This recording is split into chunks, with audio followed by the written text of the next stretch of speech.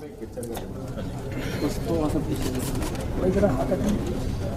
look here. Thank you. ये किस बोलना है? आप बोलिए ना। कहाँ पे?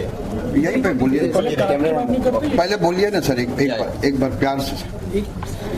Hi guys, this is Neil, it's Mukesh, and I really want to thank Monjani's Cake for this lovely gesture. I think it's very sweet. My mouth is already watering, so I'm going to be slurring while talking.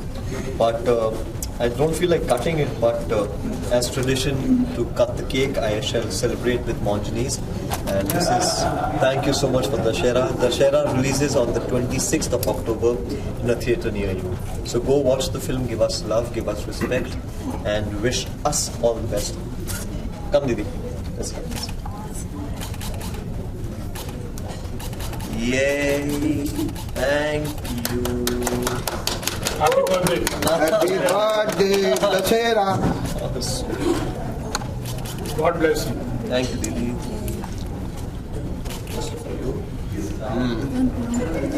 That cake's amazing.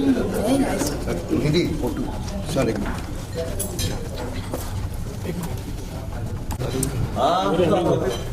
I'll have later.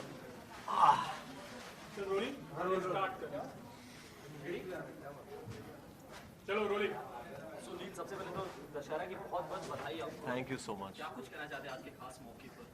बस इतना ही कह सकता हूँ कि मैं बहुत ही गर्व महसूस करता हूँ और बहुत ही शुक्रगुजार हूँ अपर्णा जी का कि इतनी मेहनत, इतने शिद्दत के बाद इतने सालों में इन्होंने एक मिनट भी हार नहीं मानी और आज हम सबकी मेहनत को एक किस्म से एक पड़ाव पे जो लाके रखा है। I think it's great and I am very thankful to her कि होता क्या है कि हम लगभग साल 1.5 साल लग जाता है एक फिल्म बनाने में और फिर वो फिल्म अगर गॉड फॉरबिड किसी रीज़न से नहीं आती है तो फिर लोग वो फिल्म भूल जाते हैं। जिस किस्म की मेहनत हमने जिस किस्म से दिलो जान से वो फिल्म बनाई तो लोग भूल जाते हैं, मगर वो मेहनत बड़े पर्दे पर आनी ही चाहिए।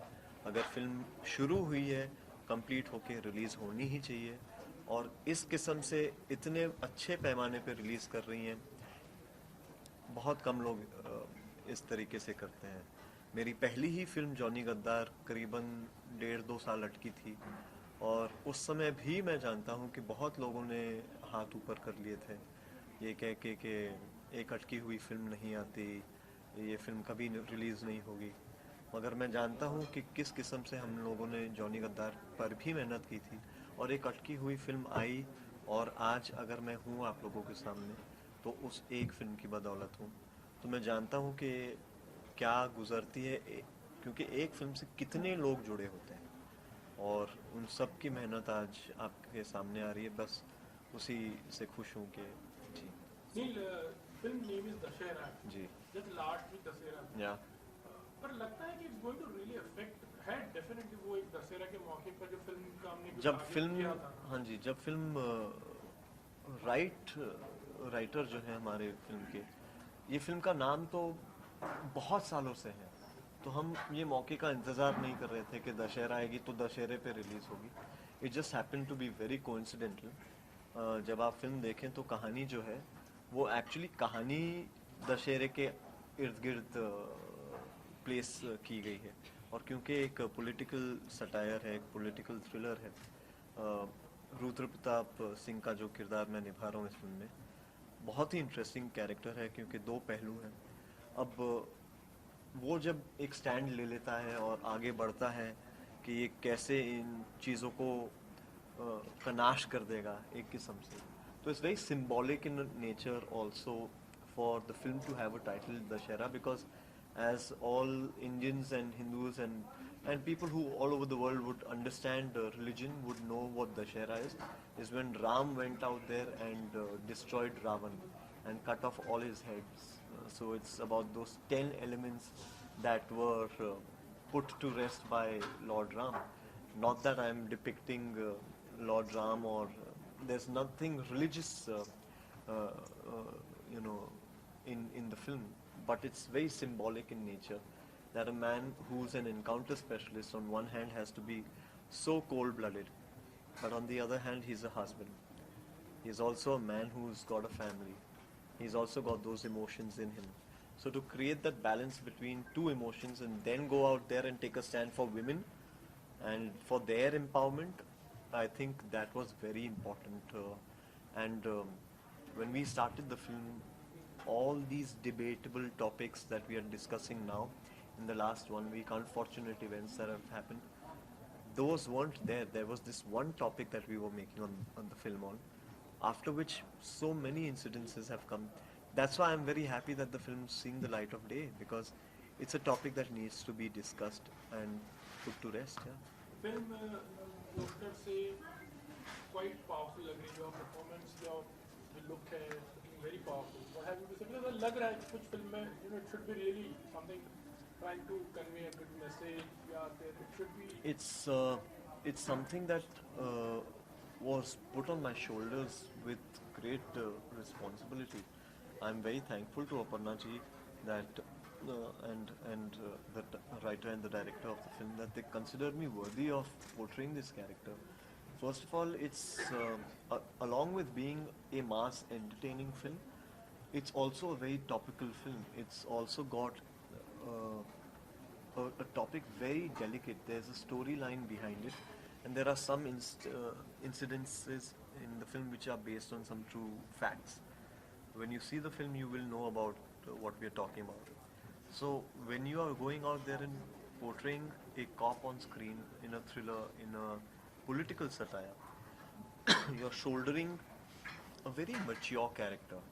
When I had done the role, it was about a couple of years back, so I was much younger. I wasn't married at that point. I didn't have a daughter at that time. I wasn't mature enough to understand what it actually meant to be a husband, or what it meant to be a father, or what it meant to go out there and fight for. But as an actor, I tried to depict that character, and I did a lot of R&D. Luckily, the way the film was written, I didn't need to do too much homework on it. But so answering your question, the look looks powerful because of its certain maturity, of its characterization, which I have never portrayed on screen. This is the first time on screen that I'm playing a cop, and my belief is that in India, if you're playing a cop, you're somehow playing a superhero on screen, because for me, I can speak. Ever since I was a child, for me, a cop on screen means a superhero. From Ram Lakhan days to Singham, to Dabangg, to all of them, whenever a hero has gone and portrayed a cop on screen, I don't know why, but I get this rush, I feel empowered, I feel powerful, and I just get goosebumps every time. Keeping a few of our current superstars in mind who've portrayed that character on screen, like Salman Bhai, Ajay sir, we've made sure that we live up to a certain amount of action which they have followed in their films with Dabangg and Singham. But as far as characterization, we've also portrayed it very differently. So I hope you like it. I think it's not just this one topic.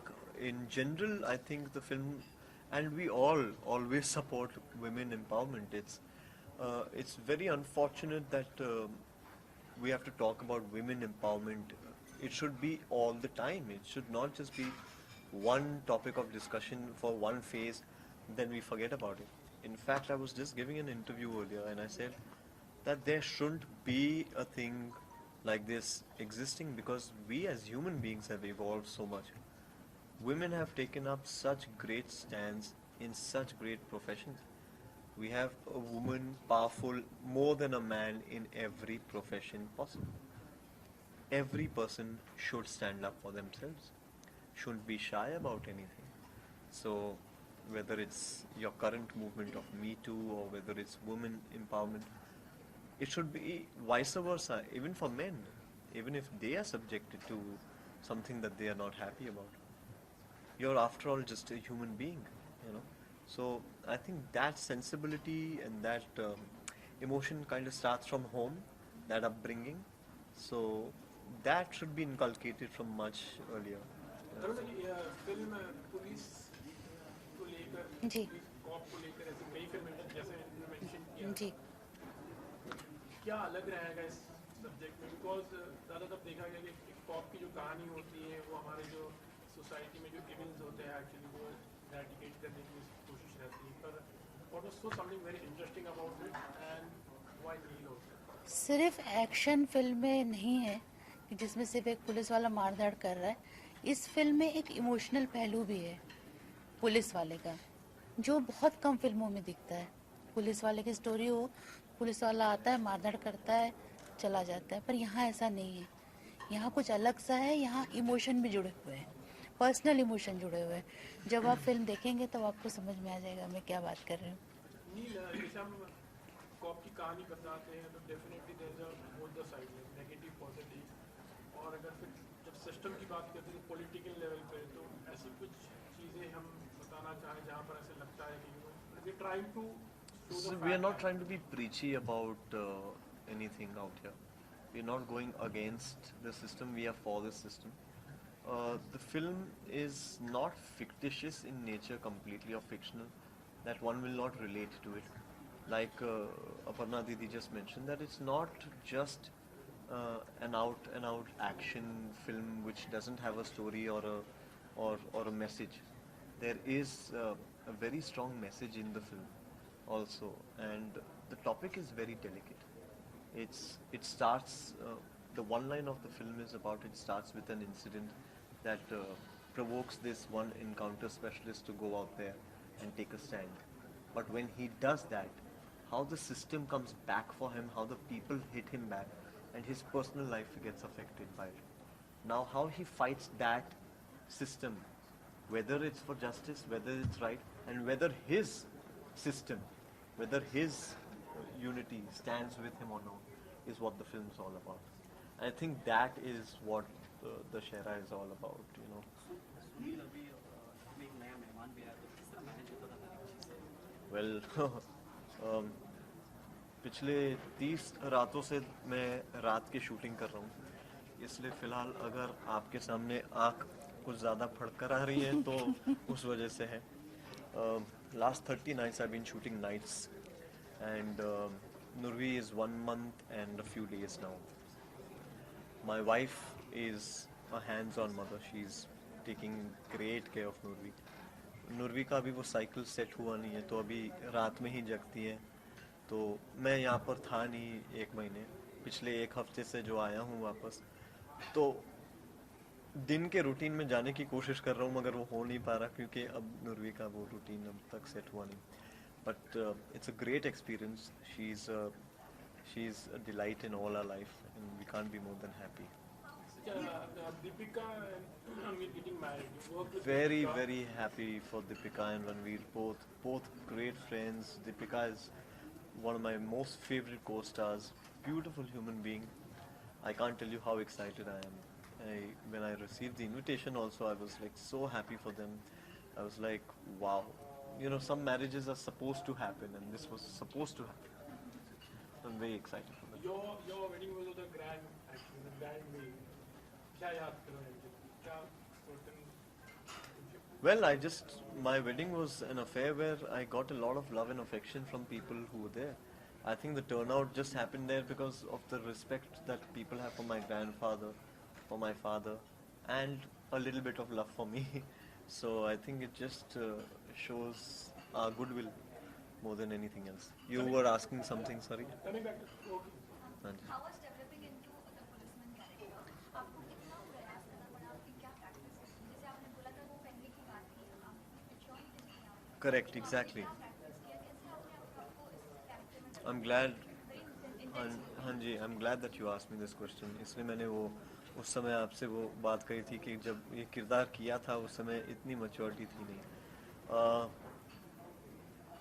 Looks को हम बाद में discuss करेंगे, क्योंकि पहली चीज़ जो नज़र में आती है वो एक लुक होता है, बट कैरेक्टर को इंटरनलाइज करने के लिए ज़्यादातर लोग कहेंगे कि हम इन पुलिस अफसर से मिले एक्सेट्रा। मैं वो सब कुछ मैंने किया नहीं। पहले तो बहुत इम्पोर्टेंट था कि स्क्रिप्ट को समझना कि कहानी क्या है और कहानी बताना क्या चाह रही है, और जब टॉपिक और कहानी समझ में आता है तो किरदार ऑटोमेटिकली समझ में आ ही जाता है। जब किरदार समझ में आया तो एहसास हुआ कि इस किरदार के दो पहलू हैं। एक है बहुत ही इंटेंस और कोल्ड हार्टेड, और एक है पहलू एक हस्बैंड का जो कि बहुत ही नेक दिल है। तो इतना कॉन्फ्लिक्ट एक ही कैरेक्टर में, एक ही फिल्म में, और उसे बहुत ही डेलिकेट तरीके से हैंडल करना पड़ता है ताकि फिल्म में वो जंप नज़र ना आए। तो वो बैलेंस करना बहुत इम्पोर्टेंट था। उसके साथ साथ फिर जब हम पूरी टीम बैठी तो फिर मुझे एहसास हुआ कि थोड़ा, क्योंकि पहली बार हम वर्दी में अगर दिखने वाले हैं तो फिर वर्दी की इज्जत होनी चाहिए। ऐसा नहीं लगना चाहिए कि किसी एक छोटे बच्चे को वर्दी पहना दी या कुछ। तो फिर बॉडी के ऊपर काम हुआ, फिर लुक के ऊपर, फिर मूछें रखी गई, और उस किस्म की एक मैच्योरिटी जो है कैरेक्टर के डिपिक्शन में, वो डायरेक्टर, एक्टर्स, राइटर्स, हम सब साथ में हर सीन के बाद, लकली आजकल मॉनिटर है तो हर सीन उसी समय दिख जाता है। पहले थोड़ा बहुत मुश्किल था कि बॉडी लैंग्वेज ठीक है नहीं है, फिर एक बार सेट हो गया फिर आसान से। लुक सीरियस है, इमोशनल भी है, रोमांटिक साइड भी विल बी सीन। जी हाँ, there is a, but it's a very intense romantic side. It's a very it's या ठहराव वाला है ये, वो छिछोरापन वाला रोमांटिक किस्म का किरदार है नहीं। और वही चीज़ जो है मुझे इस कैरेक्टर की बहुत अच्छी लगती है। इनफैक्ट इस फिल्म में एक गाना भी है जो कि मेरा सबसे पसंदीदा है, ओरी मायरे। तो जब राशिद साहब ने ये गाना गाया, मैं उस समय रिकॉर्डिंग में था, उसी समय आंखों में आंसू थे।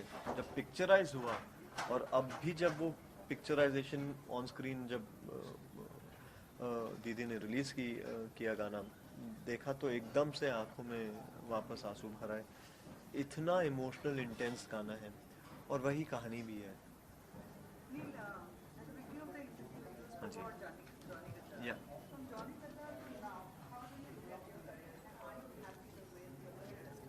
Well, I think everyone should ideally be happy about the way their career is shaping up, because that gives them motivation to work even harder. If you're indirectly trying to stream at the success and the failures, it's a part and parcel of the game.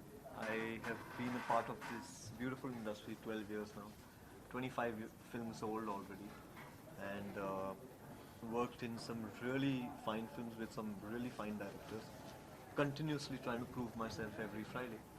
Just waiting for that one Friday that changes the leaf completely. But till then I'm very happy, because every time I get the opportunity to try and explore something else. There have been some really fabulous phases, there have been some really downers, but I think that both those phases have kind of nullified it and just made me strong enough to have conviction in my abilities to deliver whenever I need to. In the beginning when you had come, actually ऐसे था कि इसका look एक foreigner type का है, कभी अभी भी that नहीं, अब नहीं होता, थैंक गॉड। नहीं, थैंक गॉड, क्योंकि हिंदी थोड़ी बहुत अच्छी है मेरी, बोल पाता हूँ अच्छे से। अगर वो होता तो शायद 25 फिल्में नहीं कर पाता। और एक किस्म से मैं उस लुक को अपना यूएसपी समझता हूँ, जो शायद बहुत लोगों ने वो नेगेटिव पॉइंट समझा था मेरे करियर में। बट कभी कभी एक कैरेक्टर के हिसाब से नहीं बैठ पाता ठीक से, अगर क्योंकि बहुत फेयर है, डायनामिक लुक लोगों को लगता है, but I don't think so. So I been trying to mould it as in when and however the directors need to, चाहे वो सात खून माफ हो या लफंगे परिंदे हो या डेविड हो। तो I been trying to do characters which might be able to also create something. अभी हाल ही में मैंने एक फिल्म की थी, हिंदू सरकार, जो कि अगर ये लुक नहीं होता तो शायद वो कैरेक्टर कर ही नहीं पाता, बट उसमें भी पूरा गेटअप पूरा चेंज करना पड़ा, बाल निकालने पड़े, वजन घटाना पड़ा, बढ़ाना पड़ा। तो you have to keep doing it as an actor, you can't limit yourself because of your look. So Neil, हाँ जी।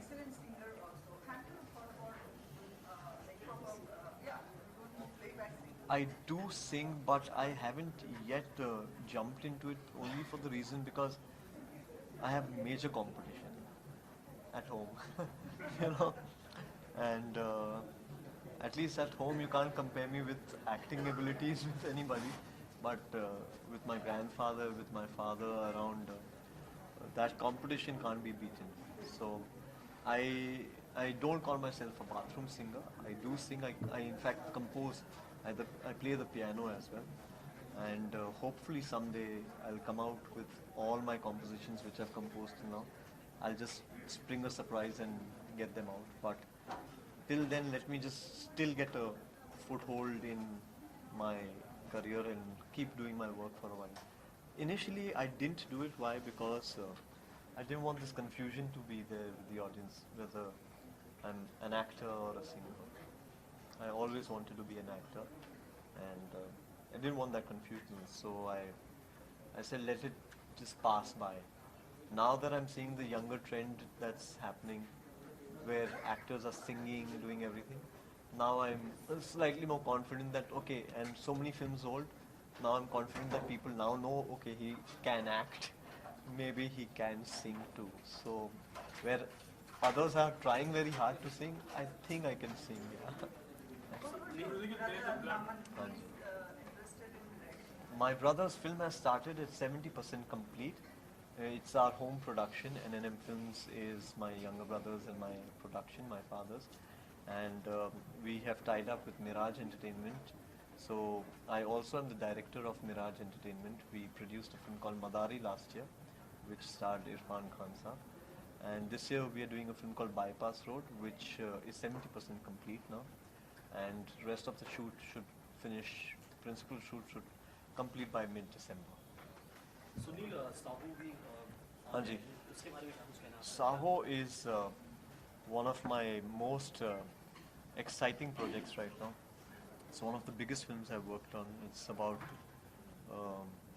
60-65% complete right now.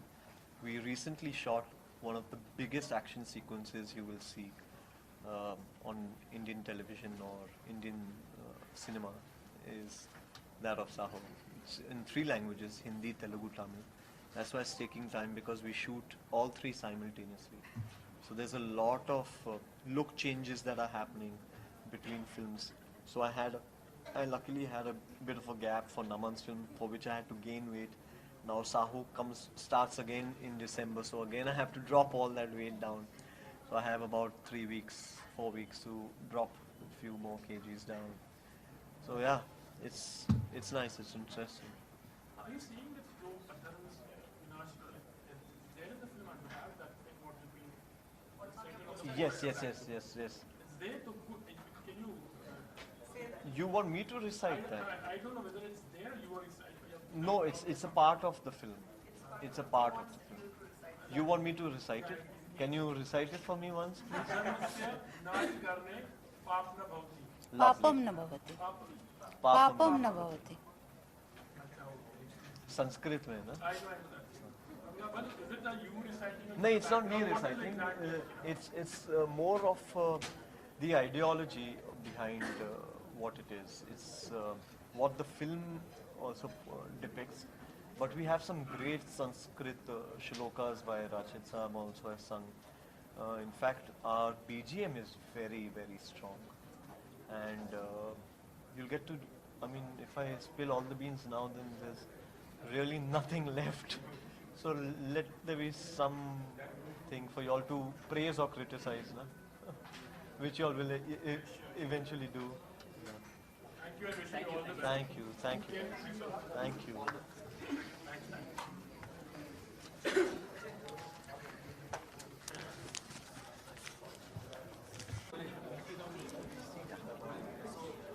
Congratulations आपको। Thank क्या you. कुछ कहना चाहते हैं आप दशहरा की म्यूजिक के बारे में? आप म्यूजिक डायरेक्टर पहले। अच्छा, म्यूजिक आप लोग सुन के बताएं कैसा है। हमने अपनी पूरी कोशिश की है म्यूजिक बहुत अच्छा हो, वर्सेटाइल हो, शानदार हो। कोशिश की कि एक कंप्लीट एल्बम हो जिसमें डिफरेंट डिफरेंट टाइप के जॉनर को कवर किया जाए। फिल्म की अपनी एक लिमिटेशन होती है कि आप फिल्म के गानों की कि उनको आपको फिल्म के हिसाब से करना होता है, सिचुएशंस दी जाती हैं आपको और उसमें आपको करना होता है। सो बट उसमें हम लोगों ने भरपूर कोशिश की है। मंथन ने बहुत अच्छा लिखा और जो हमसे हो पाया हमने कंपोज किया और सारे सिंगर्स ने बहुत अच्छा निभाया है। मधुश्री जी और रेखा भारद्वाज जी का एक फीमेल डुएट है जो बहुत दिनों के बाद लोगों को सुनने को मिलेगा। फीमेल डुएट ज़माने बाद मुझे लगता है लास्ट सुभाष घई जी की फिल्म में था खलनायक में, उसके पहले 70s में रहा होगा शायद, हंसता हुआ नूरानी हंसता चेहरा। हुआ नूरानी चेहरा वगैरह। उसके बाद एक सेमी क्लासिकल सॉन्ग है जो उस्ताद राशिद खान साहब ने गाया है। वो भी बड़ा अच्छा सा फ्यूजन है क्लासिकल का और आज के मॉडर्न इंस्ट्रूमेंट्स का। आप लोग सुनेंगे और बताएंगे कैसा है। बाकी सारे गाने भी बहुत अच्छे हैं। सो माधुश्री मैम, आप क्या कहना चाहेंगे? मेरे लिए तो बहुत ही एक्साइटिंग इसलिए है क्योंकि बाहुबली में इतना अच्छा रोमांटिक भजन के बाद, क्लासिकल भजन के बाद ये एक आइटम सॉन्ग एकदम सो डिफरेंट। और इसमें रेखा भारद्वाज जी के साथ एक डुएट सॉन्ग, जैसे कि विजय जी ने कहा, बहुत सालों के बाद एक फीमेल डुएट, प्रॉपर डुएट जिसको कहते हैं। और आइटम सॉन्ग भी ऐसा है कि आजकल जैसे चल रहा है वैसा नहीं, जैसे कि आशा भोसले और गीता दत्त जिस टाइप के गाते थे, जिस टाइप के क्वालिटी के, वो सॉन्ग विजय जी ने बनाया है।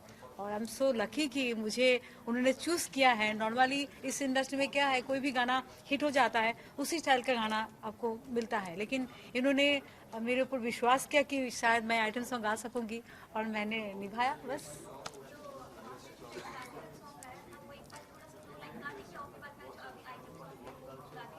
तो आप वो वर्सेटिलिटी देखना चाहते हैं मैं सही गाया कि नहीं? हाँ यही है। ये आपको बताऊं, जब मेरा सबसे पहला जो मैंने गाना गाया इस इंडस्ट्री में, बॉलीवुड में, मोक्ष फिल्म में, तो जब राजेश रोशन जी के पास मैं गई थी तो उनको मैं कैसेट सुनाया था, तो उनको बहुत अच्छा लगा। तो फिर कहा तुमने गाया? मैंने कहा, तो कहा खाली आवाज में मुझे सुनाओ, मैं देखना चाहूंगी सच में तुमने गाया कि नहीं। तो आपके सवाल सुन के एनीवे, मुरे बंसी बजैया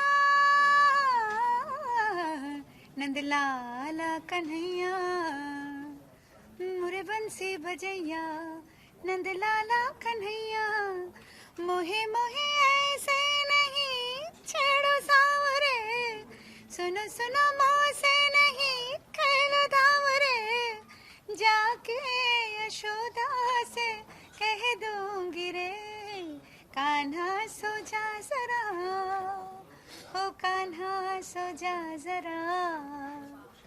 ये बाहुबली का है और ये दशहरा का है। मायरे छेड़े हैं लोग का मायरे, घूरे हैं लोग का मायरे, तारे हैं लोग का ताना, मारे हैं लोग का दैया, बैरी भई है ये अंगड़ा इरे, मायरे छेड़े। लेकिन ये आइटम सॉन्ग जो मैंने गाया है, credit goes to Vijay ji, उन्होंने मुझे ऐसे ही सिखाया, मैंने निभाया।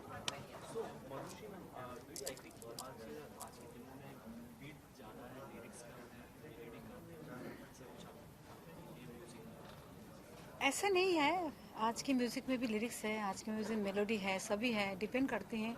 हाँ ये बात है, जो चेंज हर टाइम जैसा चेंज होता है, युग जैसा चेंज होता है, ऐसे ही गाना भी चेंज हो रहा है, सब सब्जेक्ट भी चेंज हो रहे हैं, स्टाइल भी चेंज हो रहा है, लोगों को सुनने के जो है यंग स्टार जो है उनको भी कुछ पसंदीदा चीज़ है, चेंज हो रहा है हर चीज़ का।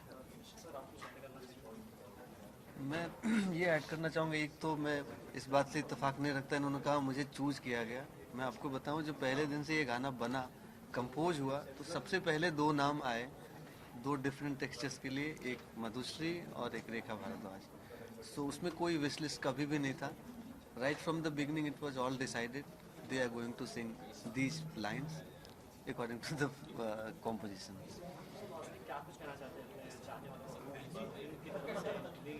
फिल्म की तरफ से हम ये कहना चाहेंगे कि बहुत अच्छी फिल्म है ये, आप लोग जाएं 26 अक्टूबर को अपने नज़दीकी सिनेमा घरों में देखें।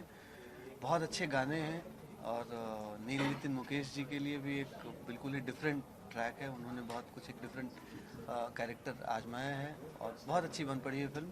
ओवरऑल एक पैकेज है, एक एंटरटेनमेंट पैकेज है। आप सब लोग जाएं अपने नज़दीकी सिनेमा घरों में और देखें। मैं ये कहूँगी ये जो गाना है इस एल्बम में सभी गाना बहुत अच्छे हैं और विजय जी के जो एक यूनिक सोच है कि मधुश्री, रेखा भारद्वाज, श्रेया घोषाल, मिका सिंह, जो कॉम्बिनेशन यूनिक है, अच्छा लगता है। ये सोच है क्योंकि सच ए टैलेंटेड म्यूजिक डायरेक्टर। और मैं ये कहूँगी मैं सो एक्साइटेड हूँ कि हमेशा मेरे पास सिर्फ हिंदी में, तमिल में मैंने बहुत आइटम सॉन्ग गाया लेकिन हिंदी में आइटम सॉन्ग खास करके नहीं गाया। और हमेशा स्टेज प्रोग्राम में मुझे आशा जी का गाना या तो कुछ करना पड़ता था, लेकिन अभी मेरे खाते में भी गाना आ गया। Thank you.